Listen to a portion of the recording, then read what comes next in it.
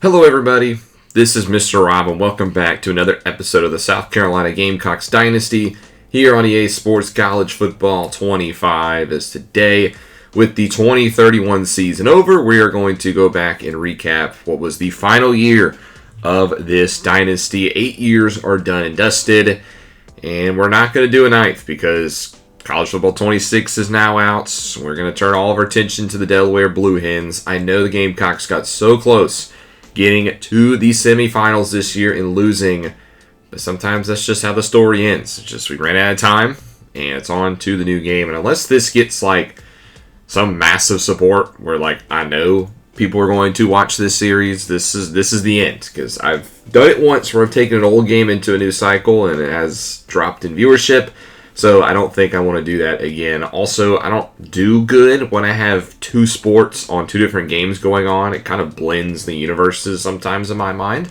So this is going to be the end. So we're going to have this episode, then we'll probably have one more next week, kind of like an overall series recap to kind of just wrap up what was this dynasty, which I had a lot of fun with.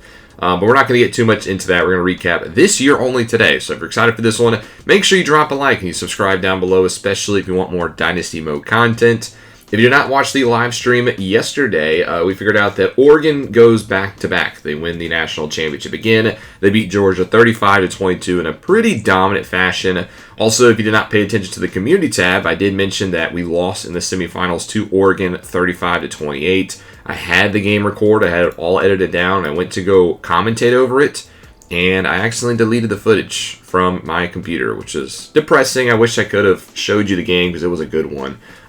But sometimes it's just how it goes. So Oregon wins their second straight national championship. That's now their third in 7 years. So they were really the dynasty of this series. Yes, pun definitely intended. Was the Oregon Ducks. As far as the final 25 rankings, obviously they're number one. Georgia's number two. We finished in fourth. Again, why are we behind NC State? Like, we have the same amount of losses. We beat the Wolfpack this year, and we made it farther in the playoff than they did. It makes no sense why we are 5 instead of 4, I guess. At the end of the day, it really doesn't matter, but we go 12-3, losing out in the semifinals. As far as how our season went, it was a very interesting one. We began the year in Raleigh, beating the aforementioned Wolfpack 41-37, a little coming from behind victory, but we were able to get it done. Then we beat our FCS opponent 37-17, which in the grand scheme of things is only 20 points. I think that's like the lowest we've beaten an FCS team in this series. But all 2-2 in a start. Then we have a bye week. Then we beat Kennesaw State 40-14 in pretty dominant fashion. And then we go into conference play 3-0, and we lose to the Wildcats 34-24 at home. A bad loss to begin SEC play. Kentucky just beat us. And you start off 0-1 in the SEC, and again, the grumblings start to appear. Can Coach Rob get it done in the SEC?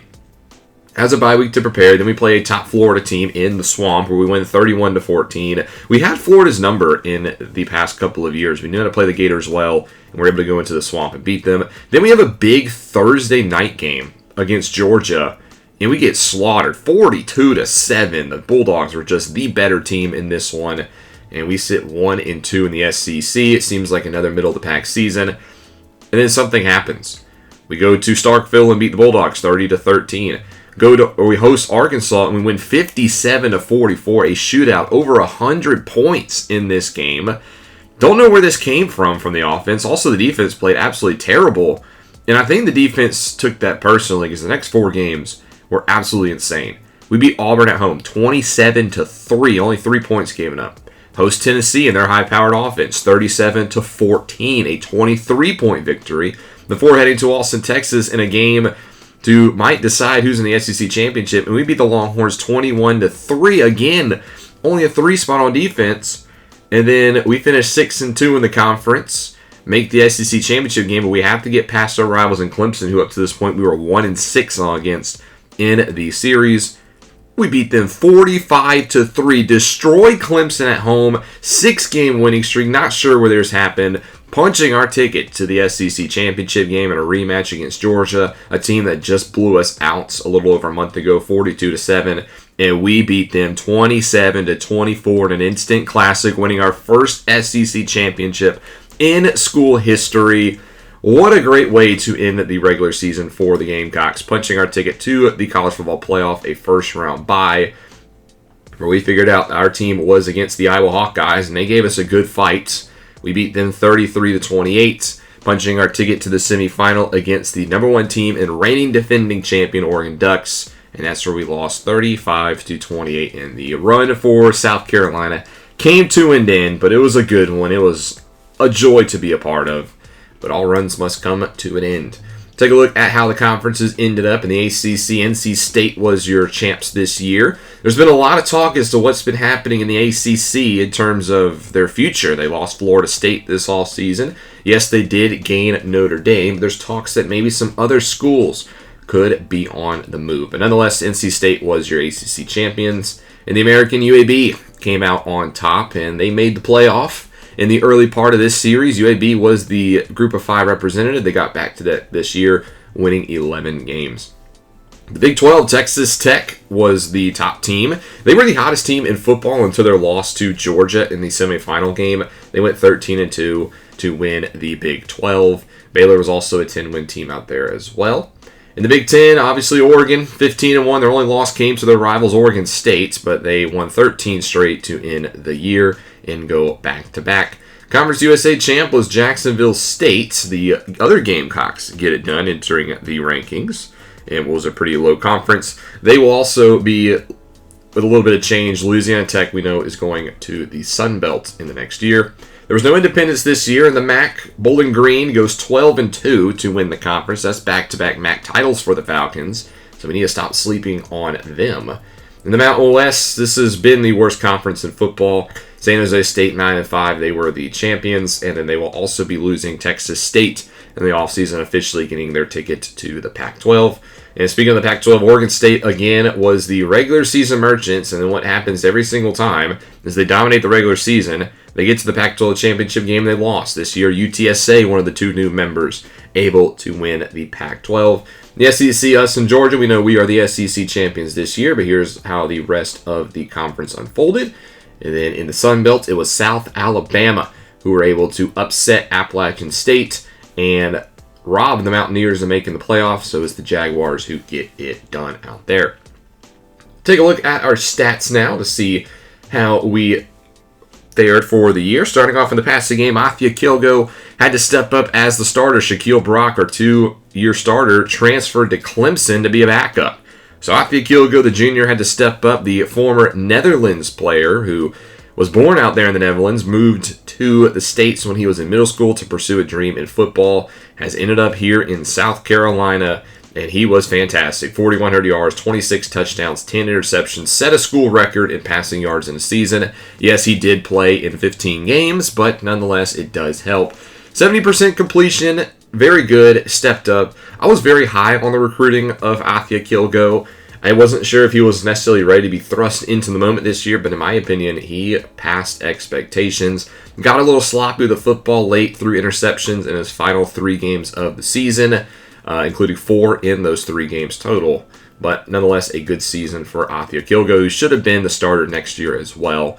I doubt he transfers, and I doubt he goes pro. The rushing attack, Sonny Dora led the way. The senior stepped up 1,400 yards. It was a very weird season for Dora. Last year, we struggled in the run game, and Dora got hurt early and missed a lot of the season. And this year, he didn't get off to the best start, but down the stretch, he was running amazingly. 1,400 yards, I think, leads the country. 9 touchdowns. Only a 4.3 average isn't too high, but during the end of the season, he was quick. He had great one-cut ability, and I liked what I was seeing out of Dora. He helped propel the offense, and he will be missed next year. Afia Kilgo up next had 330 yards on the ground as well and 12 touchdowns. One thing I didn't mention with Kilgo is when we got into the 10 under territory, he was deadly on the ground. So many times he was just able to keep it, punch it in the end zone, just dominating at the end zone line, which is, I think, what kind of put this team over the edge. We didn't stall out once we got to the red zone. Kilgo was able to take it himself and score 12 times to add to his total of touchdowns. That puts him at a total of 38 touchdowns this year. Keenan Todia was the backup. He had 3 touchdowns, only 2.7 average. It hasn't been good for Todia the past couple of years, and he will probably be the primary running back next year with Dora being a graduate, so hopefully he takes a step in the offseason to help that as well. And then Thomas Bono also had a touchdown on the ground, which is kind of funny. In the receiving category, Pat Cameron led the way, 67 catches, 1,015 yards, 8 touchdowns for the redshirt freshman. He kind of fell off at the end, though, in the last few weeks of the season. He was our number 1 receiver, but ever since we played Clemson, he kind of got locked up, and he was kind of an afterthought. But he is a freshman, so I expect big things out of him. He was really good at the contested catch, and that's something that was really good for offense. When we needed a third down, Pat Cameron was able to get it done. He has speed as well. He can win on the outside and should be a top receiver for this team. The other top receiver was Juan Gallegos, who had 62 catches, 765 yards, and 6 touchdowns. While Cameron dominated the early part of the season, I think Gallegos was the MVP of the SEC Championship game and played really good in the playoff as well, except for the Oregon game, but no receiver really played too well against the Ducks. Gallegos is a junior as well, so he should be back. So we should return our top 2, even our top 3 receivers, because Terrell Benshaw was a redshirt freshman this year in the slot, and he was great as well. 71 catches, 701 yards, 5 touchdowns for the freshman from Georgia. 5'8", 186, a little bit smaller, but he's a good player to put in your slot and play pretty good. So all 3 of those guys will return next season. Dorr also had 79 grabs, which led the team, 587 yards. Did not find an end zone, though, in the air. And then Thomas Bono, the starting tight end, 56 catches, 525 yards, 2 touchdowns.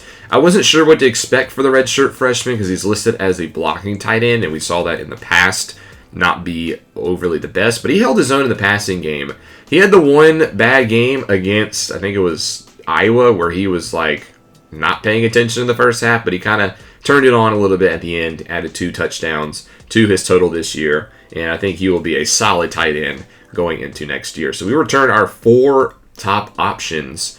The only receiver graduating right now is Frank McCord, 15 for 374 yards, 4 touchdowns. Frank McCord did not have a good junior year, wasn't used as much in the slot as a senior, but when he did get the football, it was big play after big play. 25 average per catch is incredible, and he will be missed in the grand scheme of things. Deacon Hajrahu, the true sophomore, only 12 catches, 109 yards. He's a good player. He just hasn't found his spot in the depth chart because he's behind talented guys in front of him. But I do like what he adds. Todia had a couple of grabs, and then Tyrell Proctor, the sophomore, had a touchdown as well.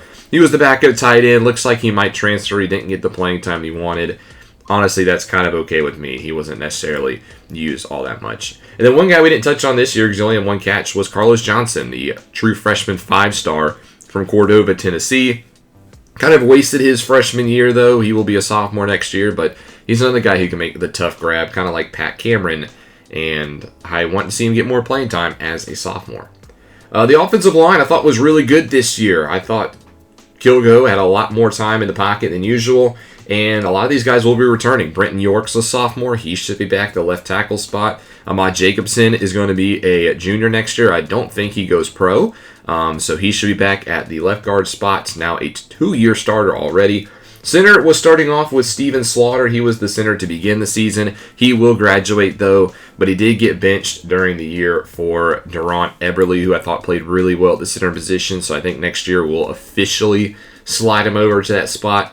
Duran Zombo at right guard also had a good year. He was only a true sophomore. He'll be back. And then Jeremy Ring was a freshman at right tackle. I do think he was the worst of the 5 offensive line, but he was also the youngest. So we return all 5 of our starting offensive linemen next year, and that should be a big help for Athia Kilgo in the offense. On defense, this is where we shined. We were amazing down the stretch on defense. Troy Haslam, the captain of the defense, who will be graduating, had 126 tackles, 8 TFLs, leading the way. His man right next to him, the junior from Columbia, is John Telford, who had 122 tackles, 2 interceptions, a sack and a half. He should be ready to take over for the defense as the captain next year. I expect him to actually surpass this 122 tackle number as long as we make it as far as we did. Obviously, if we don't play 15 games again, that might be kind of hard, but he was playing really good. Frank Kennedy, the sophomore from the IMG Academy, I thought he played really good as well as a sophomore. He was arguably our best player in the secondary, 3 interceptions, 113 tackles. He might even take a bigger jump next year, considering he will be an upperclassman. And then Nate McCaleb, who was a true freshman this year. Well, not a true freshman, redshirt freshman. 103 tackles, 1 interception. I think he was our best corner. He played in the slots, really locked up towards the end of the season. It says he could transfer, though, which would be a big blow to the secondary that can just never seem to find any sort of rhythm. There's been one thing we've struggled at this series. It's been recruiting in the secondary because a lot of the guys just always leave, and it seems like it might be the case again. Where we've been our strength this year, and been our strength by far, was in the trenches, and this is not by accident, because if you watch our recruiting episodes the past few years, we've put in a lot of emphasis on the defensive line, especially the offensive line as well. We've built this team through the trenches, but specifically the defense. Most of our 5-star recruits have been on the defensive line, and I think it really showed to fruition this year. Andy Everett won the Heisman Trophy as a defensive end. He is the first Gamecock to win it since George Rogers, and the first defensive player to win it in quite some time. He had 42 tackles for a loss. That is an insane number, and he didn't even play in the semifinal game against Oregon. I think he was definitely missed.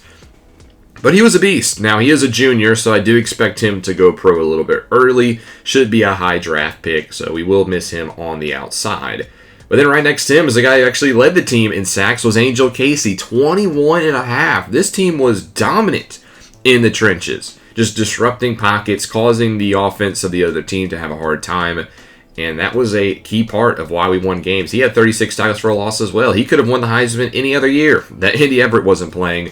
He is a senior as well, so he will be graduating. I expect him to play in the NFL as well. So our top 2 producers in the sack category will be graduating. There's also Caleb Cottrell, who will be graduating as well. 11 sacks on the year. He was the best pass rusher the past 2 seasons for this team, but just couldn't match the 20-plus sacks that Everett Casey. But he still managed to get 11. So we will miss him as well. He will be graduating. And then the only guy who will not probably be leaving is Ty Pettis, the 5-star freshman this past year from Covington, Georgia. He had 11.5 sacks, 26 TFLs. I thought he was really good in the run defense game as well. So he will be back to anchor that middle of the line. And there is help there. So it's not like, yes, we are losing Casey, Everett, and Cottrell, which has at this point been a generational front 4. But there is depth there. Enrique Leo will not be one of those depths. He will be graduating as well, 2.5 sacks. He was a good run defender when he saw the field. But we do have Dave Kiernan, who did play in the semifinal game, and he recorded a sack in that game against Oregon. He is a former 5-star, so he should take over for Andy Everett. There's also Earl Groupie, who I like a lot, another former 5-star from Brentwood, Tennessee. I think he's a really good run defender, and will have an opportunity to maybe play a little bit more on passing downs next year as a senior, so I think he could step up. Ricky Prescott will be graduating, so it will not be him. But there's a lot of other guys down the board as well who I think could play a lot next year. So it would have been interesting to see who steps up, including Jalen Scroggins, a true freshman who redshirted this past year. He is a 4 or 5-star as well, so it would have been very interesting to see what he can do. And then you got Chad Piersbacher as well, another former 5-star from Orlando, Florida, who I think could be a force next year as well. So there's plenty of depth on that defensive line. We've done our due diligence, and it's helped with getting production. As far as the interception, the secondary, if there was a weakness of this team, I think it was the secondary. They were able to be kind of shielded a little bit because of the dominant front 4, but we only recorded 7 interceptions this year. Kennedy had 3 of them, Telford had 2, McCaleb had 1. Devon Davis, as a sophomore, also had 1, and it says he also might transfer out. So if we move McCaleb and Davis, that's 2 corners already gone. And then the other corner who didn't record an interception was Eric Merrick, the former Colorado Buffalo, who could be the only returning corner from a season ago. As far as the other safety spot, it was Muhammad Ha, and I thought he was kind of okay-ish, kind of disappointed me a little bit in deep coverage, but he will be back as well to play in the secondary. Kicking, I thought Doman did very good. He kicked 84% this year. He didn't miss an extra point. He was perfect inside 30. He was perfect inside 40. He just missed a couple from those 50-plus ranges, and actually inside 40. From 40-plus, he did miss a couple. But I thought Doman was a good kicker. He'll be back next year. And then Andres B. is getting a little bit better as a punter. But that does it for our team. That's our stats. Oh, kick return. We did have 1 kick return touchdown, Juan Gallegos. And then we did have 1 punt return touchdown from him as well. So he's been good on special teams for us. We'll go by conference now to see how the SEC stacks up and how we do within our own conference in terms of stats. And the stats, the passing leader was Ron Tufts, 5,300 yards for the sophomore. Didn't have the best game in the national championship, but he should be back for the Dogs next year to try to push them to that spot. And the only other 4,000-yard passer was Afia Kilgo. Touchdowns, 53 for Tufts. He honestly played like a Heisman candidate for most of the year. Just, he lost it out to Andy Everett. Then Addison Putasi of Florida was the only other guy to have 40-plus touchdowns. The interception leader was Tufts, though, with 11. A couple guys with 10. Putasi, Austin Slayton of Texas A&M. Afia Kilgo had 10. Matthew Shepley of Auburn. And then Simon Candidate of Vanderbilt. Your rushing leader was Sonny Dorr, the only guy to crack 1,000 yards rushing. Richard DeLoach of Tennessee was 6 off. But your touchdown leader was Afia Kilgo with 12, leading the way, beating all the halfbacks in the conference, including Steve Agasiva of Ole Miss, Nick Harris of Florida, and Marco Adai of Georgia with 10. Receiving-wise, the top receiver was Jamison Figueroa, 1,567 yards. One thing we didn't touch on him in the national championship game, because he was absolutely silent in that game, is in the semifinal game against Texas Tech, he had 230 yards receiving. That is a game record for the Georgia Bulldogs. And he went to the national championship and laid an egg. But it was enough to propel him to be the leader in all of the SEC. And the guy right behind him is Timmy Cockerham, who also had 1,500 yards, his teammate. A couple guys with 20 touchdowns, Figueroa and George Castillo of Texas lead the way. Your worst offensive lineman was Billy Davis of Vanderbilt with 16 sacks given up. Troy Haslam led the way in tackles, as well as a bunch of other Gamecocks at the top. Sacks, it should be Angel Casey at the top. Quincy Dog of LSU did have 20.5, so Andy Everett finished in third in the conference. He probably would have finished at least second if he would have played in the semifinal game. And then a couple of guys with 5 interceptions, Cameron Alibi of Texas A&M, Emmett Evington of Florida, Jaden Law of Ole Miss, Jeff Paul of Texas A&M, and Baraka Starr of Georgia, including one in the national title game. We'll take a look at the whole country. We'll do this a little bit faster. Your leading country passer this year was Ron Tufts with 5,300. Afia Kilgo finished in second. He also probably led the way in touchdowns. Yes, he did. Second was Timonte Siabi of Texas A&M. And the interception leader was Jalen Jewell of Boston College with 22 interceptions for the junior. Benji Lewis of Tulane also had 20+. Rushing leader was indeed Sonny Dora. He won it by 40 yards over Deion Clements of Middle Tennessee. Touchdown leader with 18 was Mike Mangold of Michigan. Afia Kilgo finishes in tied for second with his 12. And the receiving was Figueroa. Second was Steve Fallon of Clemson. And then third was Nick Verrier of Southern Miss. Your touchdown leader with 20 was indeed Figueroa and Castillo, both from the SEC. Worst blocking player of the entire year was Warren Draft of Oregon State, giving up 22 sacks. And Tavares Brink of UMass had 21. Tackle leader was indeed Troy Haslam. Not sure why he's not showing up. Sacks leader was indeed Angel Casey. Not sure why he's not showing up. And the interceptions leader was Marco Rhodes of UMass and Kevin Arias of Texas State, both with 7.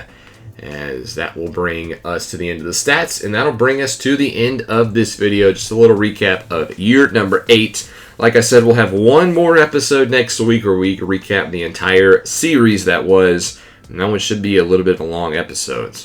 But thank you guys so much for watching. Hope you guys enjoyed. If you did, make sure you drop a like and you subscribe down below, especially if you want more Dynasty Mode content. This is Mr. Rob.